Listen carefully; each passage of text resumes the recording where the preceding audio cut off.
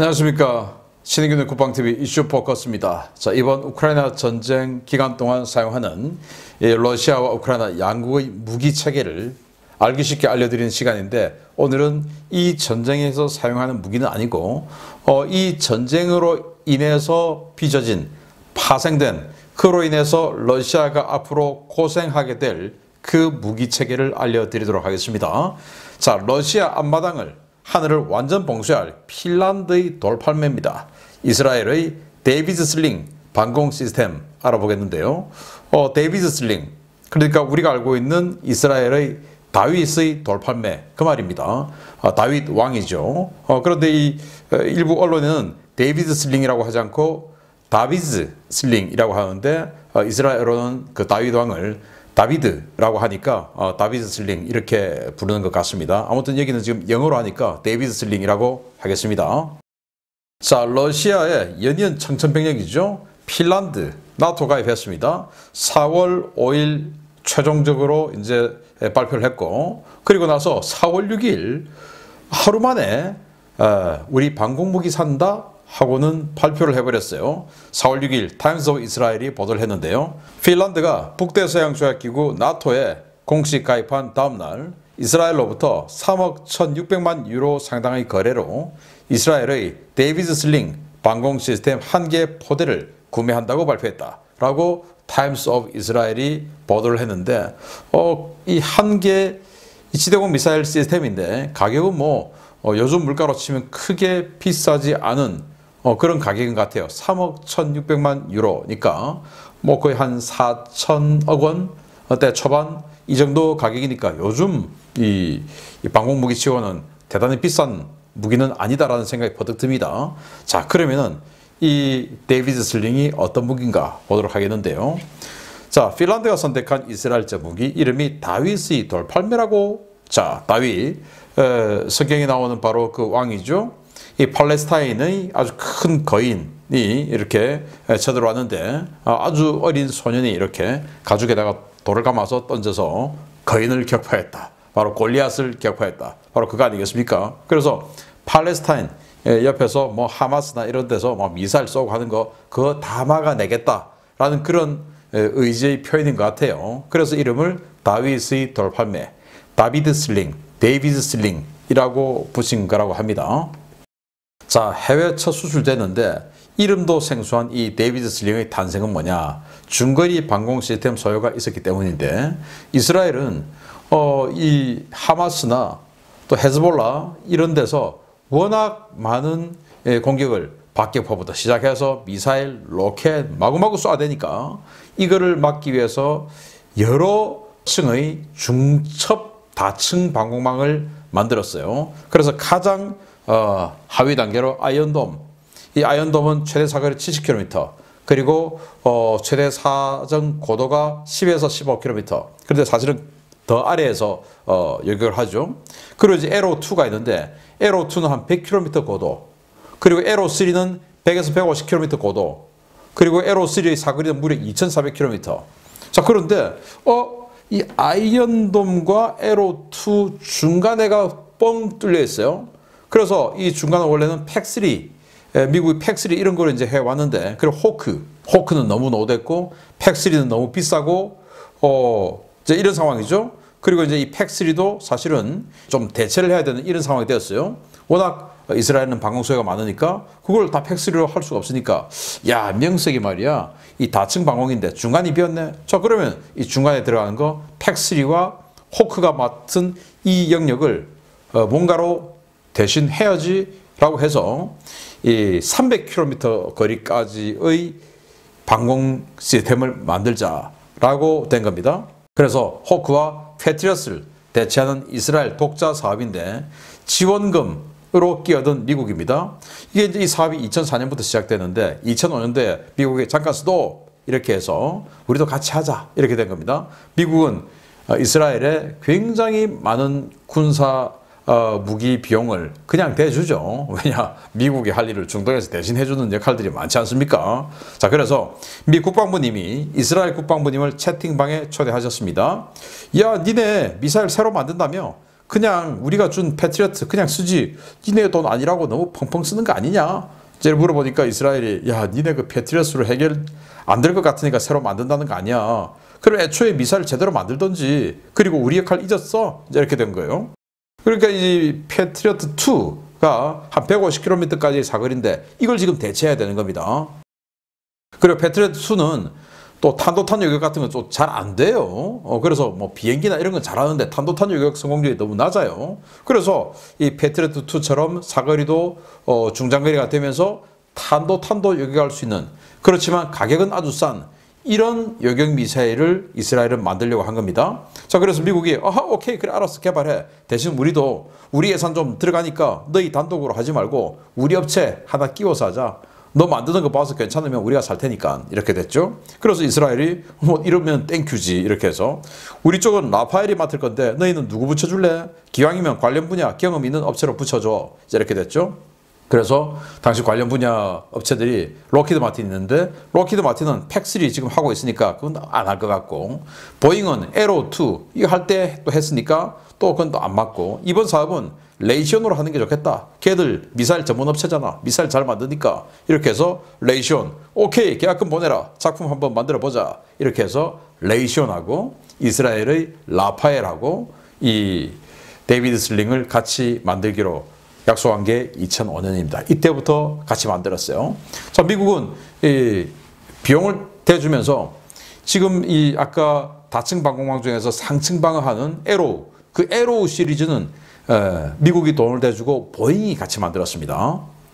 그래서 우리 한국이 지금 가지고 있는 슈퍼 그린파인 레이더 이게 에로우 시리즈의 레이더예요. 그리고 이 데이비드 슬링은 아이언돔하고 똑같은 레이더예요. 그래서 우리도 에로우를 좀 싼 값에 도입할 수 있어요. 왜냐? 우리가 그린파인 레이더가 4개가 있으니까 그래서 레이더가 있으니까 탑만 발사기하고만 통제센터 이렇게만 도입하면 되니까 우리 좀 싸게 할 수 있는데 조금 염두에 두었으면 좋겠다라는 생각이 듭니다. 자, 전문가 라파엘 그리고 전문가 레이시온의 합작이죠. 데이비드 슬링 미국 이름으로는 스터너 그러니까 뭐 이제 기절시키는 자 뭐 이런 말이 되겠죠. 스터너 이 시스템의 탄생이 2014년 그러니까 9년 만에 탄생이 되었어요. 일단 이 눈이라고 할 수 있는 레이더는 아이언돔하고 똑같습니다. ELM-2084 레이더인데 이게 전투기 표적에 대해서 250km 정도의 사거리를 탐지거리를 가지고 있고 S밴드 레이더입니다. 자, 그런데 나중에 알려드리겠지만 300km 사거리이기 때문에 아니 미사일은 탄은 300km 날아가는데 눈은 250km밖에 못 본다? 말이 안 되죠. 그래서 실제로는 더 멀리 볼 것이다. 이렇게 판단하고 있는 레이더. 여기다가 미사일 덩치가 좀 작으니까 12발을 장착할 수 있는 튜브형 미사일 런처 발사대를 꽂아서 지금은 이제 16발, 20발 이렇게 원하는 대로 더 꽂아줄 수도 있답니다. 자, 이렇게 해서 이제 만들었어요. 자, 스펙을 보면 사거리는 40에서 300km 그러니까 40km 날아가던 호크 그리고 150km 날아가던 팩2 이런 걸 대체하는 그런데 더 화끈하게 300km까지 커버하는 이런 미사일을 만들었어요. 요격 고도는 크게 높지 않습니다. 15km. 추진체는 2단 고체 연료. 비행속도 아주 빨라요. 마하 7.5 이상. 이야, 굉장히 빠르죠. 탄두 방식은 이게 뭐 파편 이런 게 아닙니다. 히트킬. 바로 그냥 직격 방식으로 격추시키는 이런 방식입니다.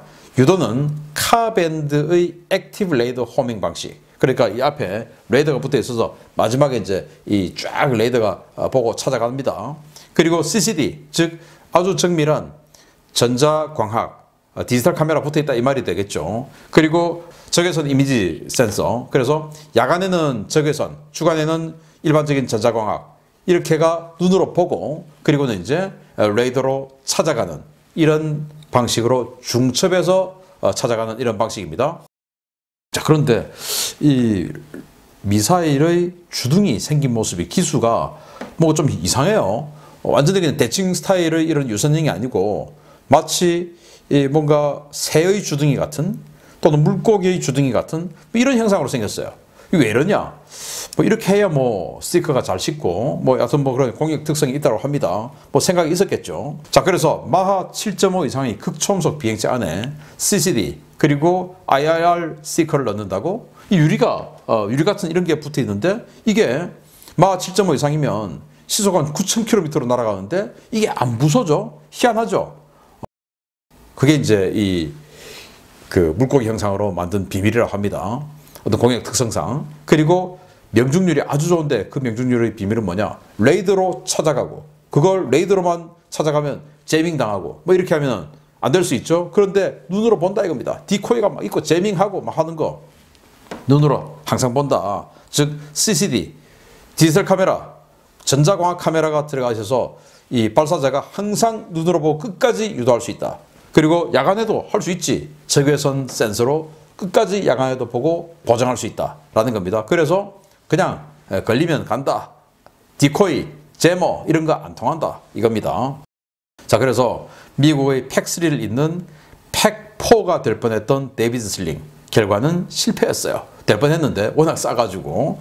자, 팩4 일단 팩3는 뭐냐? 패트리어트 미사일의 어드밴스드 캐퍼빌리티 3가 팩3였는데 여기다가 어포더블 그래서 뭔가 좀 저렴한 이름이 갖다 붙어가지고 팩4라는 이름으로 될 뻔했는데 정부에서 거절했습니다. 자, 2013년 제안된 팩3 대체 사업인데 록히드 마틴이 개발 중이었던 팩3 MSE 미사일 대비 20%에 불과한 가격으로 더 우수한 성능을 발휘할 수 있는 것으로 제안되었고 미국군에서도 긍정적으로 검토했으나 개발을 주도한 측이 이스라엘 업체여서 트럼프 행정부 시기에 채택이 거부되었다고 합니다. 자, 그래서 팩3는 이제 결국 록히드 마틴에서 그대로 하고 팩4는 없다.